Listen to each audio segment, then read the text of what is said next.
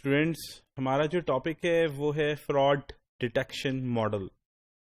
ہم اس اسٹیج کے اوپر فراڈ ڈیٹیکشن ماڈل جو ڈسکس کر رہے ہیں وہ ہم بیسیکلی ابھی جنیرک ڈسکس کریں گے. جیسے جیسے ہم ماڈیولز کرتے چلے جائیں گے ویسے ویسے جو ہے ہم اس کو اسپیسیفکلی دیکھتے چلے جائیں گے. یہ کرکس ہے مین فراڈ ڈیٹیکشن کے لیے. اگر فراڈ ہو جاتا ہے کسی آرگنائزیشن کے اندر تو اس کو ڈیٹیکٹ کرنے کے لیے ایک کرکس ہے جس کی آج ہم صرف ایک اوور ویو کرتے ہیں. پہلے آڈیٹرز ہمیشہ ٹرانزیکشنز کا، اکاؤنٹنگ بکس کا آڈٹ کرتے ہیں، اور جب وہ آڈٹ کرتے ہیں تو کیا ہوتا ہے، انہیں بہت ساری اناملیز ملتی ہیں، irregularities ملتی ہیں، بہت زیادہ ایشوز ملتے ہیں، بہت زیادہ ایررز ملتے ہیں. نیگلیجنس کی وجہ سے مسٹیکس ہوئی ہوتی ہیں، ایررز ہوئے ہوتے ہیں، فراڈ کے چانسز بھی ہو سکتے ہیں جس کی وجہ سے غلطیاں ہوئی ہوتی ہیں. بیسیکلی یہ جو غلطیاں ہوتی ہیں، یہ جو مسٹیکس ہوتی ہیں، ان کی بہت سی وجوہات ہوتی ہیں. اور یہ جو مسٹیکس ہیں، irregularities ہیں، یہ بیسیکلی جب کی جاتی ہیں، اگر انٹینشنل کی جائیں تو یہ دھیان رکھا جاتا ہے کہ پالیسیز اینڈ پروسیجرز کی نان کمپلائنس نہ ہو. اگر وہ پالیسیز اینڈ پروسیجرز کی نان کمپلائنس ہوگی، انٹرنل کنٹرولز کی نان کمپلائنس ہوگی، تو وہ مسٹیکس جو ہیں بیسیکلی ہائی لائٹ ہو جاتی ہیں آرگنائزیشنز کے اندر. تو اگر مسٹیکس ہائی لائٹ ہو جائیں گی تو آبویسلی پھر آپ سے اکاؤنٹیبلٹی ہوگی، آپ سے پوچھا جائے گا. تو جو بہت ساری irregularities ہوتی ہیں وہ ایکسیپشنز ہوتی ہیں بیسیکلی، جس طرح سیکنڈ پیراگراف کے اندر میں نے ایک مینشن کیا ہے، The irregularities are exceptions to policies, procedures اور internal controls. یہ جو ٹرانزیکشنز کے اندر مائنر گلیچز ہوتے ہیں، ٹھیک ہے، یہ بیسیکلی ہوتا کیا ہے، due to possible reason of a human error. Human error ہے، آپ کو پتا ہے کہ جو جتنا مرضی کوئی بھی perfect who, highly educated who, highly qualified who, highly experienced who, but as being a human آپ مسٹیکس کے چانسز ہر وقت رہتے ہیں. لیکن سم ٹائمز کیا ہوتا ہے، یہی مسٹیکس جو ہوتی ہیں یہ مسٹیکس نہیں ہوتی ہیں، ایک ایویڈنس ہوتا ہے فراڈ کا.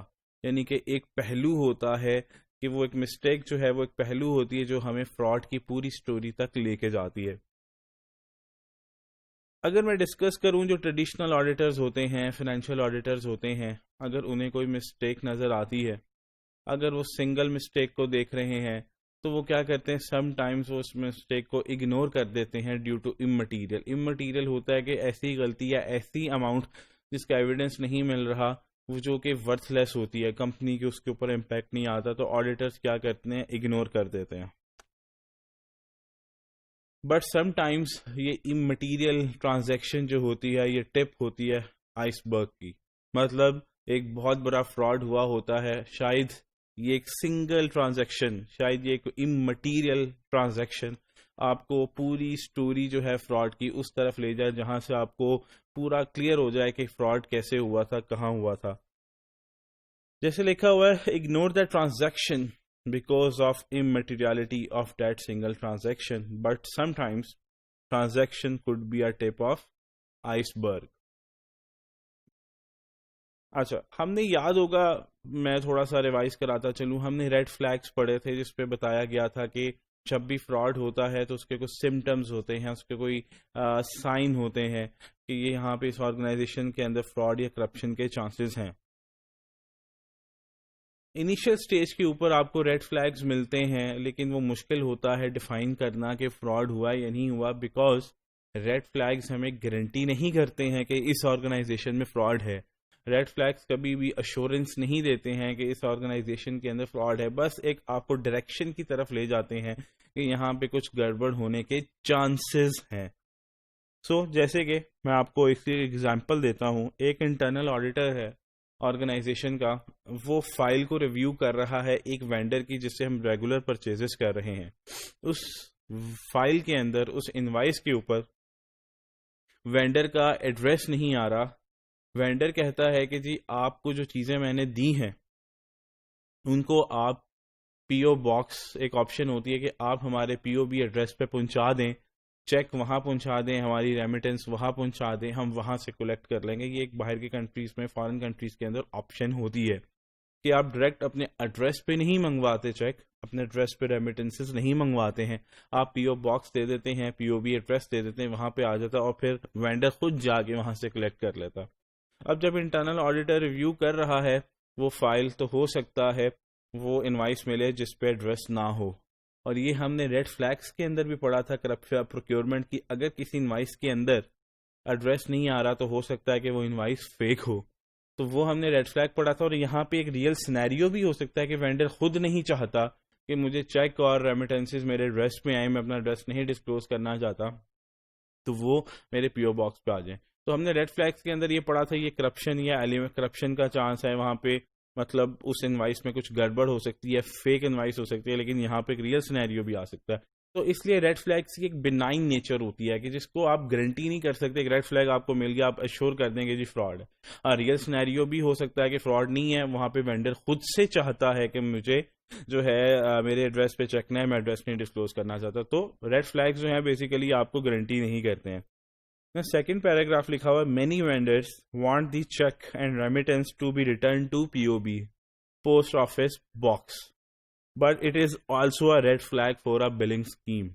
ہم نے کہا تھا فیک بلنگ اسکیم کے اندر یہ ریڈ فلیگ ہے, بٹ ایگزامپل میں آپ کو دے رہا ہوں کہ ریڈ فلیگ کا قطعاً مطلب نہیں ہے, وہ ریئل سینیریو لیجیٹیمیٹ سینیریو بھی ہو سکتا ہے کہ وینڈر خود سے نہیں چاہتا کہ میرا ایڈریس ڈسکلوز ہو. تو فائنینشیل آڈیٹرز, سیکنڈ پیراگراف اگر ہم ڈسکس کرتے ہیں, financial auditors if found immaterial items he does not ignore it. اگر فائنینشیل آڈیٹرز کو امٹیریل آئٹمس ملتی ہیں وہ اس کو اگنور نہیں کرتے ہیں وقتی طور پہ, وہ دیکھتے ہیں کہ پورے آڈٹ کے اندر امٹیریل آئٹمس کتنی ہیں, اور ایٹ دین جب آڈٹ ختم ہوا وہ چھوٹی چھوٹی اماؤنٹس مل کے وہ بڑی اماؤنٹ بن جاتی ہے.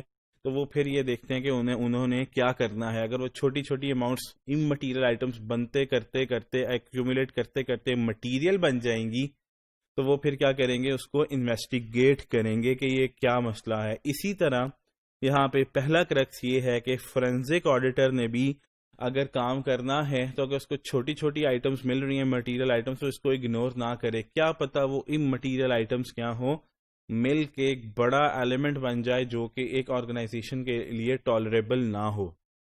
تو اب ہم یہ کہہ سکتے ہیں کہ کنکلوژن اس فراڈ ڈیٹیکشن ماڈل کا, کہ اگر آپ کے سامنے امٹیریل آئٹمس آئی ہیں تو وہ ہو سکتا ہے کہ وہ ایک تھریڈ ہے جو کہ آپ کو پوری ٹوگیدر تھریڈز کی طرف لے جائے, ٹھیک ہے, یا ہو سکتا ہے کہ وہ ایک ٹپ ہے آئس برگ کی طرف لے جائے جہاں سے پوری کی پوری سٹوری آپ کو ڈسکلوز ہو جائے. سو ان مٹیریل آئٹمس کو آپ نے اگنور نہیں کرنا انٹل اینڈ انلیس آپ کو شیور ہو جائے کہ اس کے علاوہ اور مسٹیکس نہیں ہے. ہو سکتا ہے مل کے مسٹیکس کیا ہو جائے, مٹیریل ہو جائیں, تو وہ آپ نے پھر اس کو انویسٹیگیٹ کرنا ہے. یہ فراڈ ڈیٹیکشن ماڈل جو ابھی ہم نے ڈسکس کیا اس کا بھی صرف یہ ایک پہلو تھا جو کہ اس سٹیج کے اوپر ہم نے ڈسکس کیا کہ ہم نے کسی بھی چیز کو ایزی نہیں لینا, چاہے وہ امٹیریل ہے چاہے مٹیریل ہے. کیونکہ فائنینشیل آڈیٹرز جو ہیں وہ کیا کہتے ہیں, مٹیریل آئٹمس کو اکٹھا کرتے رہتے ہیں اور پھر اپنا کیا کرتے ہیں, جو انہوں نے سیمپل ٹیسٹنگ کرنی ہوتی ہے اس کو ایکسپینڈ کر دیتے ہیں.